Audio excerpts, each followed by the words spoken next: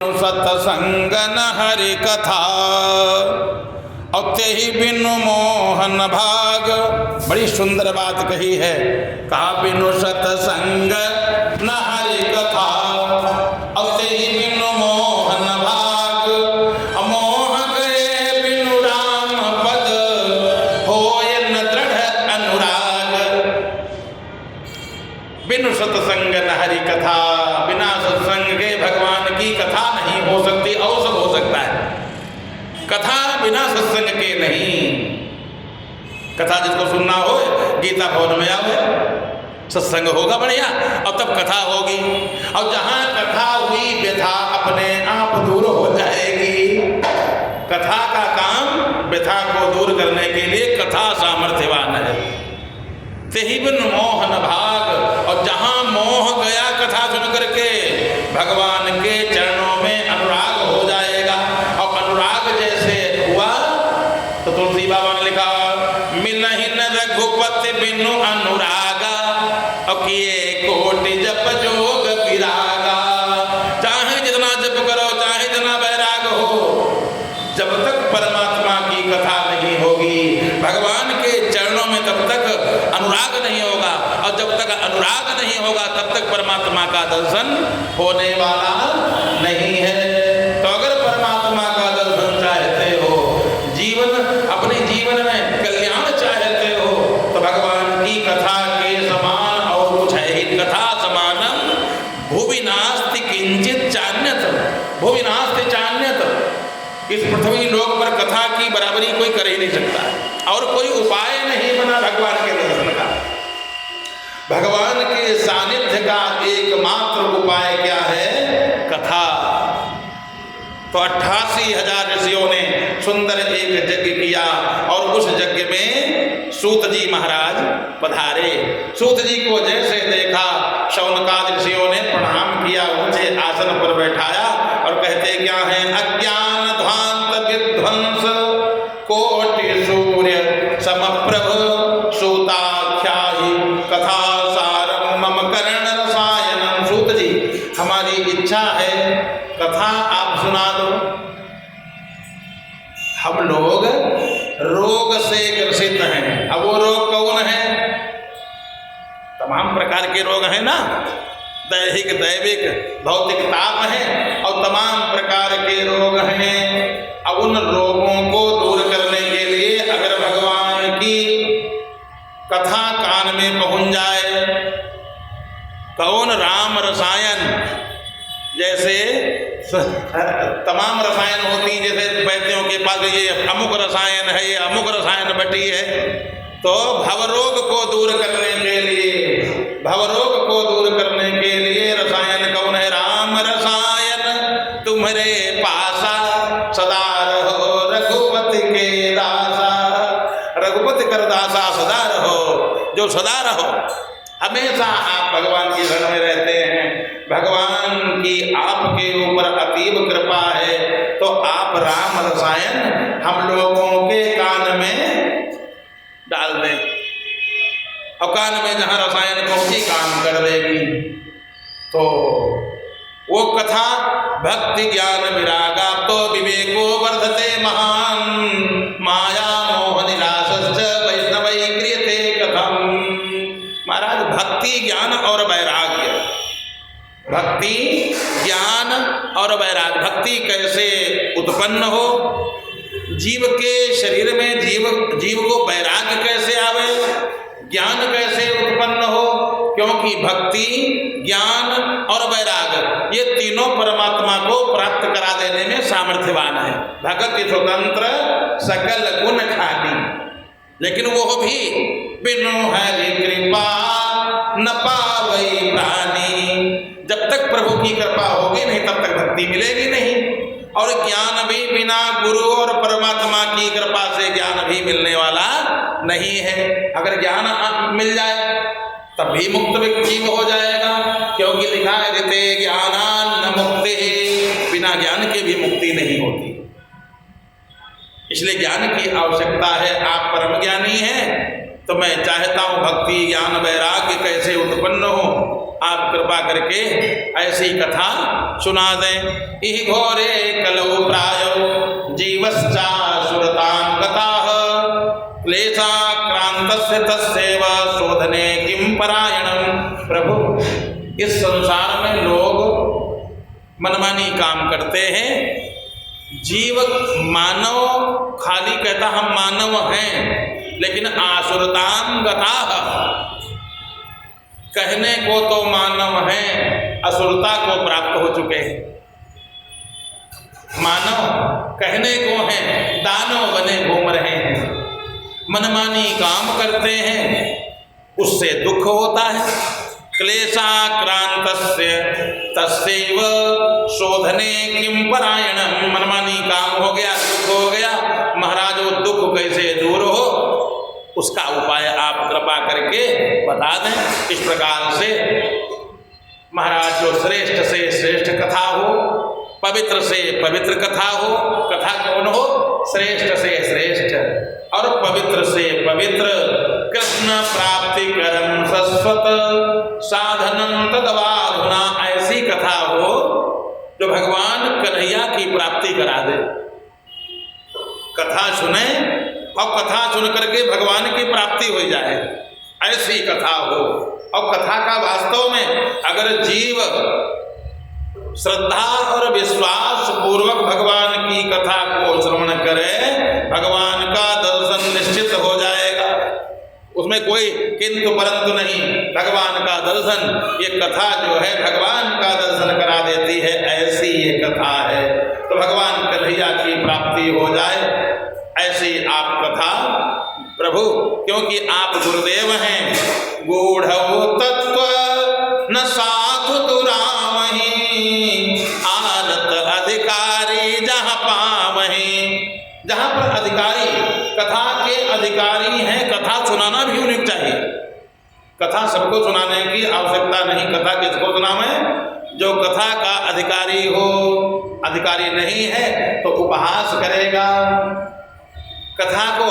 जैसे कहीं कथा कोई दुष्ट हो, कथा सुनाने लगे, अरे ये सब दंड कथा है, अब उसको न श्रद्धा है न विश्वास है, ऐसे व्यक्ति को कथा सुनाने की आवश्यकता नहीं है। इसीलिए भागवत में लिखा, विष्णु दीक्षा विहीना नाम, जो विष्णु भगवान की दीक्षा के विहीन है उनका कथा सुनने में अधिकार नहीं। जो भक्त नहीं होगा वो कथा कैसे सुनेगा? इसलिए भगवान का भक्त हो उसको कथा सुनावे।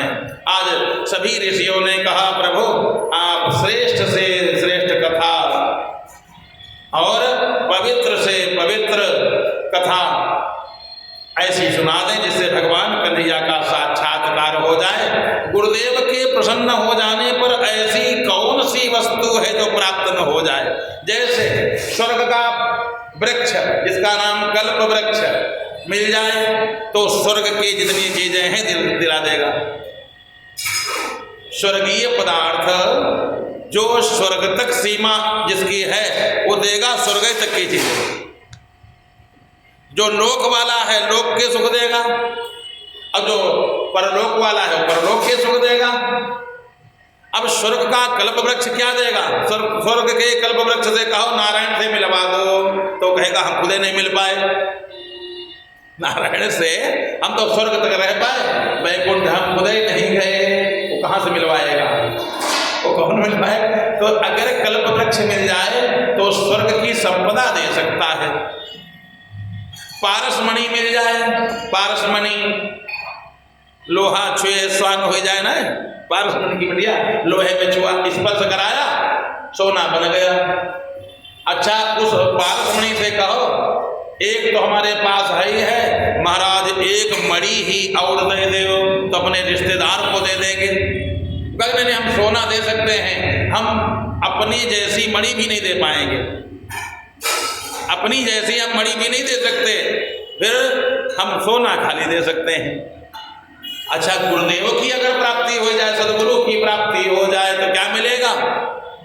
गुरु खाली गुरु नहीं बनाएगा, गुरु तो प्रयच्छते गुरु प्रीतो वैकुंठ वैकुंठम योगी दुर्लभम प्रयच्छति गुरु प्रीतो वैकुंठम योगी दुर्लभम।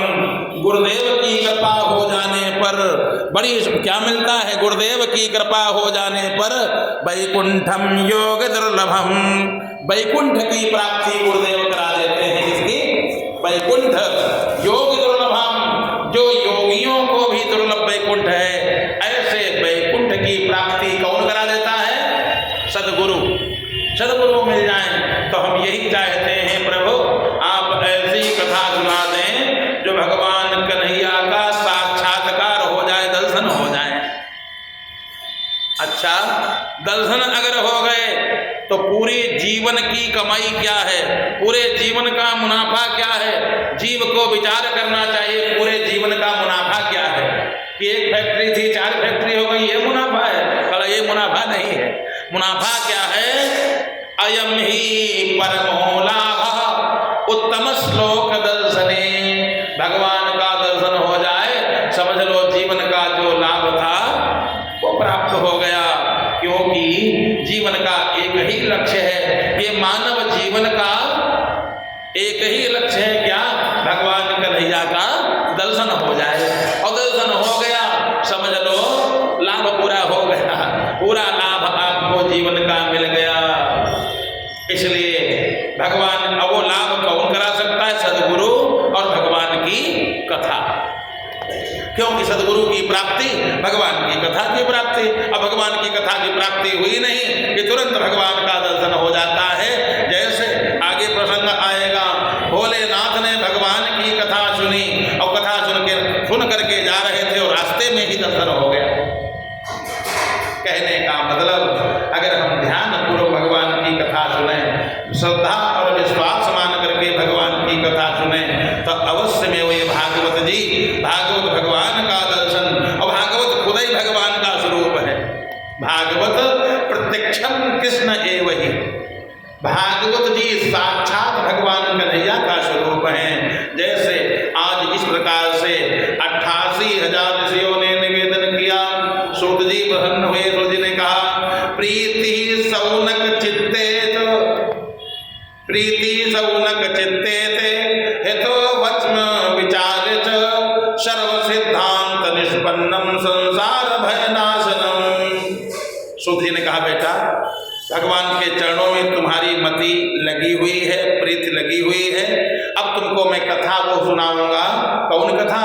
सर्व सिद्धांत निष्पन्नम। एक कथा होती है बिना सिद्धांत के, एक यहाँ की एक वहाँ की, उसमें बीच में गाना भी गा दिया, झांकी भी दिखा दिया, ये भी कर दिया, वो कर दिया, डांस करा दिया और लोग भी खूब ताली बजाए और चले गए। ये सिद्धांतवादी कथा नहीं है। सिद्धांतवादी कथा क्या? भगवान की कथा, भगवान से जोड़ दिया जाए भक्त को। भगवान की कथा सुनते सुनते श्रोता एकदम गदगद हो जाए, सुनते सुनते गदगद हो जाए, कहते कहते गदगद हो जाए। ये कथा भगवान से जोड़ने वाली कथा होना चाहिए।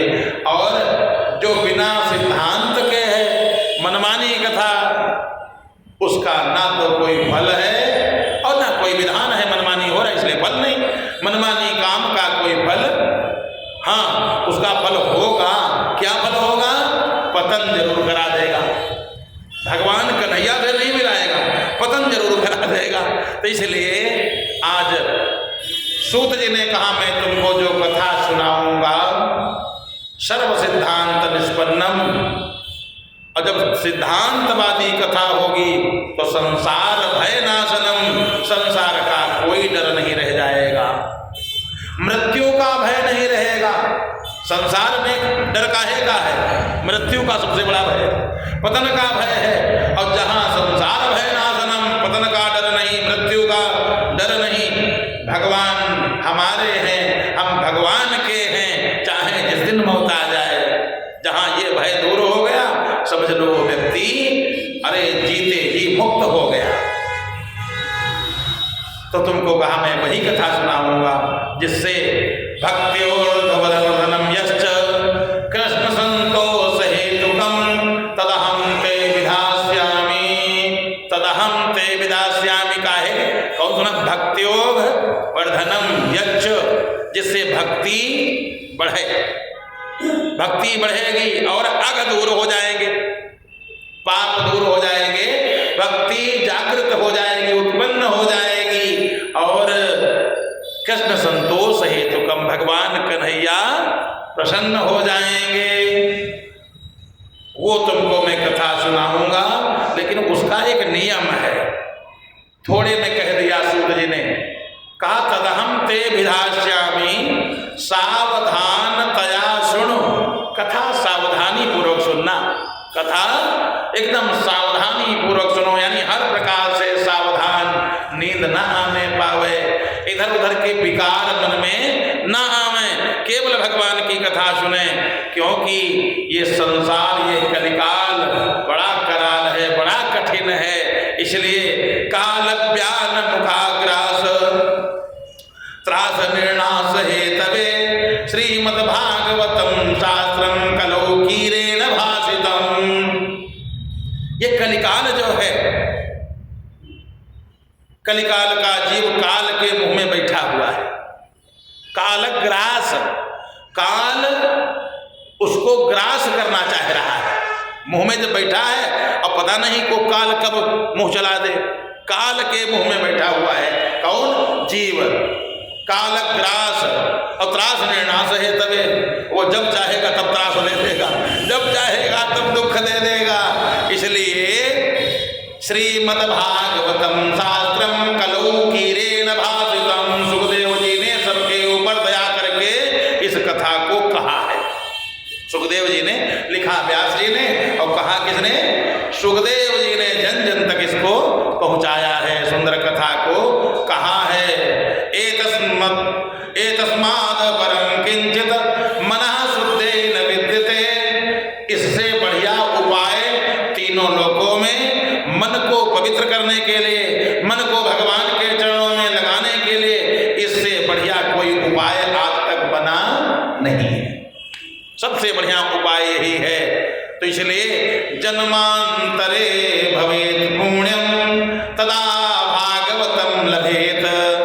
जब जन्म जन्मांतरों के पुण्य उदय होते हैं तब जीव को भागवत की कथा प्राप्त होती है। जन्म जन्मांतरों के जब पुण्य उदय हो जाते हैं तब भागवत की कथा मिलती है। ये भागवत की कथा कोई कहे हम पैसे के बल पर सुन लें, बहुत मुश्किल है।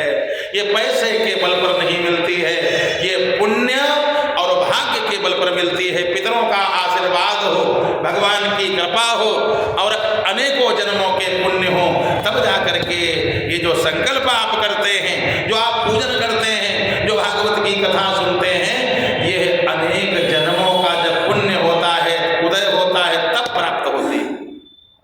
आज भगवान की कृपा से जो पुण्य उदय हुए, गीतेश भैया ने देखो सुंदर बढ़िया संकल्प किया। ये छोटी बात नहीं है, ये छोटी बात नहीं है। और दूसरी बात, अगर छोटी बात होती तो हजारों की संख्या में लोग उमड़ करके आ जाते। इसके माने यहां तक यही मग आवत अति कठिनाई, ये मार्ग कठिन है, अतीव यही मग आवत अति कठिनाई, राम कृपा बिनु आई न जाई।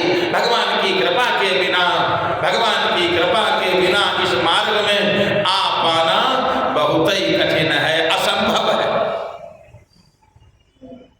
असंभव कहा, और आ भी जाए, हो सकता है कोई जिद करे कि हम पहुंच जाएंगे, देखते नहीं पहुंचेंगे। कुछ लोग जिद भी तो कर सकते हैं कि हम पहुंचेंगे, कैसे नहीं जाएंगे। अच्छा, जब वो आ गए और आ करके फिर व्यवस्था चेक करने लगे, कथा से नहीं मतलब है, कथा से मतलब नहीं, यहां कमी कौन रह गई, ये देखें कमी कौन है, तो हम इधर उधर खिल्ली उड़ाएंगे। वहां भागवत हो रही थी, ये चीज नहीं थी, वहां व्यास जी बढ़िया नहीं थे, और वहां ढोलक हारमोनिया नहीं थी, कोई आएगा प्रसाद को बढ़िया नहीं था। यानी वो व्यक्ति पहुंच तो गया लेकिन कथा के नजदीक नहीं गया, मंडप में बैठा है।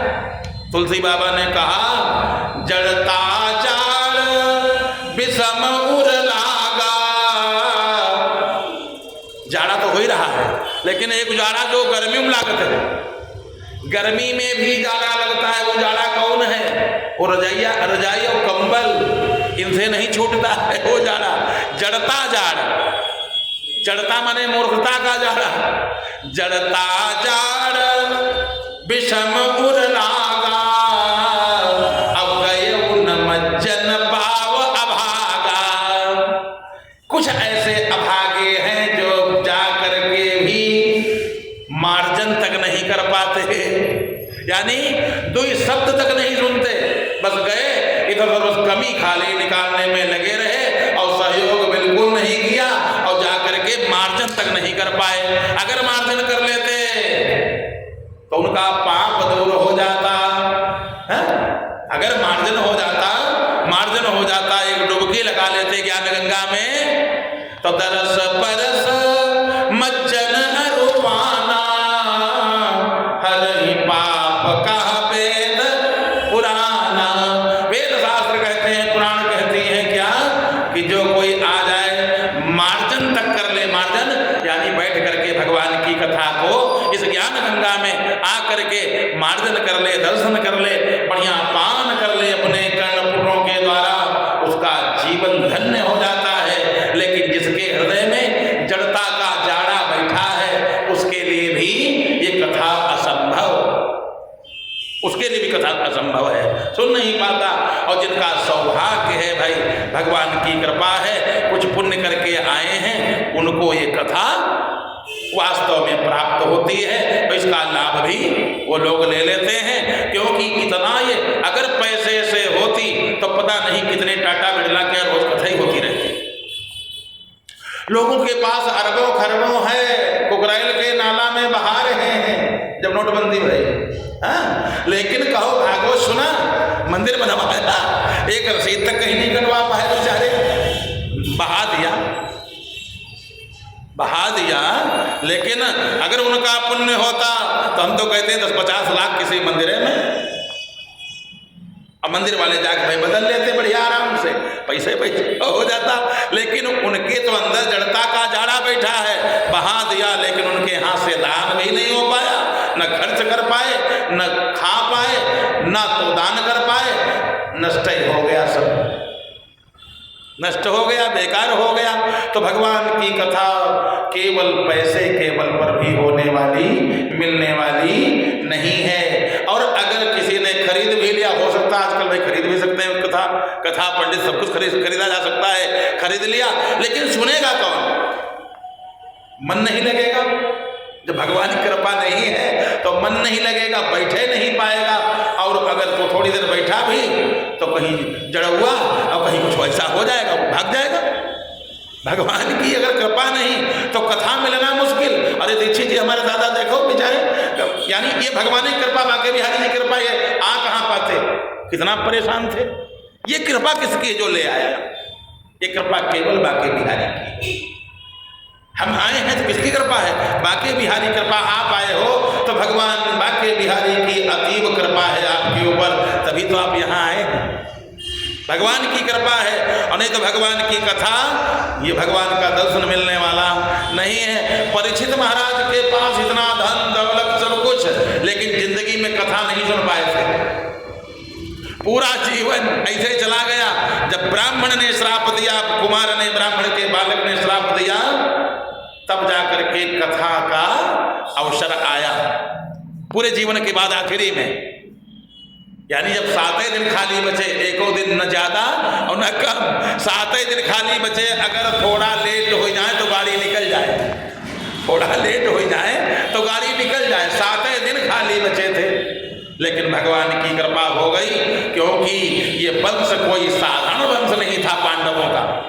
पांडवों का वंश साधारण वंश नहीं था। इन लोगों ने धर्म किया है, और धर्म के प्रभाव से परीक्षित जैसे पुत्र का जन्म इस परिवार में हुआ है। अगर किसी के परिवार में कथा सुनने वाला एक पैदा हो जाए, भगवान का भक्त पैदा हो जाए, क्या पूछना। अरे कहते हैं जिस माँ के गर्भ से एक भक्त बालक पैदा हो जाए, धन्य है वो माँ। वो माँ धन्य है जिसकी भक्त बालक पैदा हो जाए। परीक्षित कोई साधारण भक्त नहीं थे, पांडवों का परिवार कोई साधारण भक्त नहीं था। द्रौपदी इत्यादि के सुंदर ऐसे चरित्र कि जिसने 5 लड़का मार डाला उसको भी माफ कर दिया। ऐसा परिवार, इतना बड़ा धार्मिक परिवार कि एक ब्राह्मण ने 5 पुत्र मार डाला, कहा ये ब्राह्मण है इसको छोड़ दो, ये गुरु जी का लड़का है, छोड़ दो, 5 लड़का हमारे मरे कोई बात नहीं, लेकिन इसको मत मारो। इतना धन बल है, बाहुबल है, सब बल, जितने बल है सब बल घर में है, लेकिन तब भी माफ कर दिया। आज वो परीक्षित महाराज, उनके जीवन में जैसे श्राप हुआ, भगवान की कृपा हो गई। भगवान ने कहा इसने कथा नहीं सुना, नहीं तो डॉक्टर जाते, कोई ऋषि महात्मा थोड़ी ना जाते, डॉक्टर जाते, वैद्य जाते, हकीम जाते, सांप की झाड़ फूंक करने वाले जाते कि उधर काटेगा हम मंत्र शुरू करेंगे, लेकिन वहां पहुंचे कौन? ये परिवार का पूरे पुण्य था, पहुंच गए इतने विद्वान लोग, सब विद्वान पहुंचे और बढ़िया कथा वहीं पर सुखदेव जी महाराज पहुंच गए। और कथा जैसे होने को हुआ, संकल्प जैसे अभी हमारे गीतीत भैया ने सुंदर संकल्प किया, जैसे संकल्प होने को हुआ तमाम उधर से देवता लोग लगाए मुकुट, सबसे आगे इंद्र बढ़िया घड़े में अमृत भरे हुए, एक घड़ा पूरा अमृत लेकर के देवता चले आ रहे हैं, मुकुट लगाए, पीतांबर पहने, सुंदर दिव्य पीतांबर पहने हुए चले आ रहे हैं। परीक्षित ने कहा महाराज ऐसे अभी तक ऐसे लोगों को देखा नहीं था, 2 हाथ वालों को देखा था, ये 4 हाथ वाले आ रहे हैं। अभी कोई 4 हाथ वाले आवे लगे तो सब लोग पूछेंगे गुरु जी पंडित जी या जो भी बैठा होगा, ये कौन है? अपने देश के तो है नहीं। परीक्षित ने जैसे देखा कि लोग मुकुट लगाए चले आ रहे हैं, सुखदेव जी से कहा गुरु जी ये लोग जो लाइन से चले आ रहे हैं ये कौन है? गुरुदेव ने कहा आने दो, तुमसे काम मतलब, तुम कथा सुनो, जो होंगे अब आएंगे और तुमसे बात करें तो तुम बात करना, और नहीं तो तुम अपना कथा संकल्प करो और कथा सुनो। और तब तक वे लोग आ गए। संकल्प विष्णु और विष्णु हो भी नहीं पाया, तब तक आ गए। महाराज की जय हो, महाराज की जय हो, भगवान की जय हो। हाँ भैया बैठो बैठो। फिर महाराज बैठने का ज़्यादा टाइम नहीं है। हाँ बैठने का भी टाइम नहीं तुम्हारे पास? हाँ महाराज बड़े काम रहते हैं हम लोगों के। तो यहाँ कैसे? हाँ आए इसलिए अभी मैंने सुना था परीक्षित को तक्षक डसेगा, परीक्षित की मृत्यु होगी। हाँ वो तो होना है, अब तो श्राप हुआ है और श्राप मिथ्या हो नहीं सकता है, मरना तो पड़ेगा। तब तक जो आगे इंद्र थे, इंद्र बोले नहीं मैं मरने नहीं दूंगा, हमारे होते हुए परीक्षित मर जाएं ये बिल्कुल संभव नहीं, हम बड़े हितैषी हैं, हम हित करने वाले हैं। तो परीक्षित सुनते रहे। परीक्षित ने सोचा उपाय बढ़िया मिल गया, अब मरना नहीं पड़ेगा, अब तक्षक डस भी लेगा तो मरना नहीं पड़ेगा। कहा कई लोग उपाय लेकर के आए हैं। गुरुदेव ने कहा भैया तुम समझ लो क्या उपाय है। तो आप लोग कैसे? कहा ये अमृत लेकर के आए, आप पी लो, एक बूंद जो पी ले अमर हो जाएगा, और जो खूब छक करके कंठ तक, एक घड़ा है जैसे लस्सी पी जाती लस्सी, वैसे अपना पूरा घड़ा तुम पी लो, पूरा घड़ा। अच्छा महाराज तो कुछ इसके बदले में कुछ देख पड़ी, कुछ रुपया? नहीं कीमती वैसे बहुत है, क्योंकि डॉक्टर एक इंजेक्शन लगाओ तो 1 रुपया ले लेते हैं, और ये तो अमर होने वाली दवाई है, ये अमर कर दे माने और डॉक्टर रुपया लेते हैं, उसके बाद कोई गारंटी कोई लेता नहीं कि हम बचा ही लेंगे। वो कहता ऊपर वाले पर विश्वास करो, हम प्रयास कर रहे हैं। अब वो बिगड़ गया, तुम प्रयास मैंने बहुत किया लेकिन अब नहीं उसकी इच्छा थी। कल इसमें न इसकी इच्छा न उसकी इच्छा, जो कोई पी ले फिर वो मरेगा नहीं। का महाराज कोई इसका प्रमाण है? कला प्रमाण का राहु ने पी लिया था, भगवान ने मारना चाहा नहीं मार पाए। जब भगवान नहीं मार पाए, जो 2 बूंद पी पाया था खाली ऐसे उठाया कटोरा, देवता लोग सब पी रहे थे और ये देवता वाली लाइन में घुस करके बैठ गया और ऐसे जैसे मुंह में लगाया, सूर्य भगवान बैठे, चंद्रमा जी बैठे, कहीं महाराज वो देखा ये खिलाफ पार्टी वाला पी रहा है। भगवान के हाथ से जो नाच रहे थे भगवान, उनके हाथ से सुदर्शन चक्र निकला, उसके राहु के 2 खंड कर दिए, 2 खंड कर दिए, लेकिन अमृत गले तक पहुंच चुका था, यानी नीचे भी लग गया था, ऊपर भी लग गया था। तो खोपड़ी अलग अमर हो गई और धड़ अलग अमर हो गया। जो पी नहीं पाया उसकी स्थिति ये है कि अमर हो गया, भगवान भी नहीं मार पाए और तुम छकी के पियो जितना पी सकते हो। हाँ, मंगल भंडारा समझो एकदम, खूब बढ़िया आराम से इसको पियो, अब तुम्हारा कुछ नहीं होगा। लेकिन धन्य ऐसा भक्त, गुरुजी से पूछ ले। बहुत लोग गुरुजी से पूछते नहीं, अलग अलग काम बन जाते। कुछ लोग ऐसे होते हैं, मालिक से गुरु से पूछने नहीं, अलग अलग काम बनाते हैं, और जब काम बिगड़ जाते हैं तो कहा दादा काम बताओ, आपसे पहले बताना भूल गए और ये काम बिगड़ गया, इसका तरी देख ले, पहले नहीं बताते। लेकिन ये ऐसे शिष्य हैं जो परम धार्मिक हैं। गुरुदेव ये लोग आए हैं, अमृत पिला रहे हैं, क्या करें, पिएं या न पिएं, आप बताएं। गुरुदेव ने कहा भैया है तो बड़ा मुश्किल, ये अमृत मिलने वाला तो है नहीं, अप्राप्त है, यहाँ पृथ्वी लोक पर यह अप्राप्य है, तुम्हारे सौभाग्यवश आया है। ये लोग लेकर के आए हैं, लेकिन तय कर लिए उसके बदले में लेंगे क्या? क्यों महाराज, ये तो देवता हैं, ये देवता हैं, इनको क्या चाहिए? गुरुदेव ने कहा सुर नर मुनि सब कया हरीति, स्वार्थ लागी करहि सब प्रीति। तुम्हारे वंश में इतने लोग मरे तब तक ये नहीं आए, तुम्हारे वंश में तुम्हारे पिताजी मरे कब? एकदम जवानी में पिताजी समाप्त हुए, यानी तुम पैदा भी नहीं हो पाए थे, गर्भ में थे। अब उस समय कोई बचाने क्यों नहीं आया? उस समय आना चाहिए था। अगर इतने हितैषी हैं, तुम्हारे दादा परदादा सब मर गए और उनको बचाने, तुमको बचाने आए हैं क्यों? वो भी आज आए हैं इस समय, इनसे पूछो क्या लोगे? परिचित ने कहा हाँ गुरुदेव पूछ रहा हूँ, क्या आपको चाहिए क्या? कहने वैसे हमको चाहिए कुछ नहीं, हमारे यहाँ सब है, हमारे यहाँ केवल कथा नहीं है, ये कथा हमारे नाम से संकल्प कर दी जाए, ये संकल्प हम लोग कर दें और हम लोग इसका फल ले लें। अब धर्म संकट, अमृत पिए कि कथा लें? गुरुजी अब हमको क्या करना चाहिए?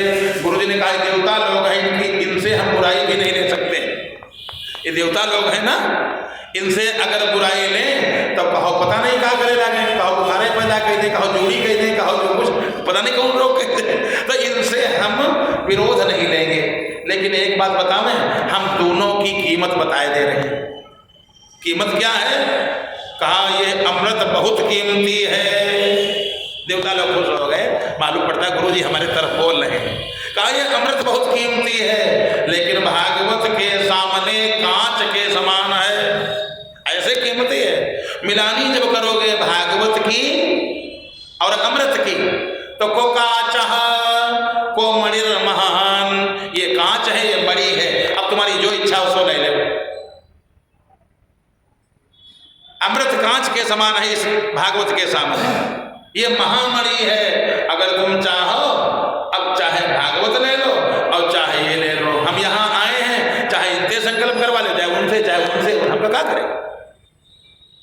जिससे कहोगे भाई ठीक आप आ जाओ। गुरुदेव ने कहा मैं कथा सुनाऊंगा, लेकिन अब निर्णय तुम ले लो, तुमको सुनना है कि इनको सुनना है। ये लोग सुने तो इनको भाई सुना देंगे, हमको सुनाना है। इंद्र बोले महाराज फिर हमारे तरफ कथा हमारे नाम हो जाए और जौन बताओगे उतना देंगे, हमारे यहाँ कोई पैसा कमी थोड़े ना है। कहा नहीं नहीं, ये हमारा भक्त तय करेगा, हमको तय नहीं करना है, ये हमारा चेला जो तय करेगा। बताओ क्या चाहते हो?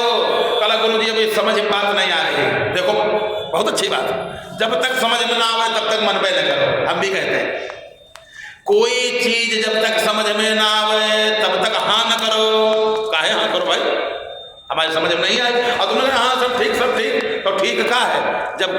जब आवश्यकता पड़ेगी और तब तो तुम्हारा सब बिगड़ जाएगा। और तुम पहले ठीक कहे बैठे हो, मास्टर ने बताया, सवाल समझ में आ गया, हाँ हाँ तो बिल्कुल। और परीक्षा में जब समझ में कुछ आया नहीं था, तुमने झूठा मूठा हाँ कर दिया, और परीक्षा में क्या करोगे? 0 बटा सन्नाटा, बेकार हो जाएगा।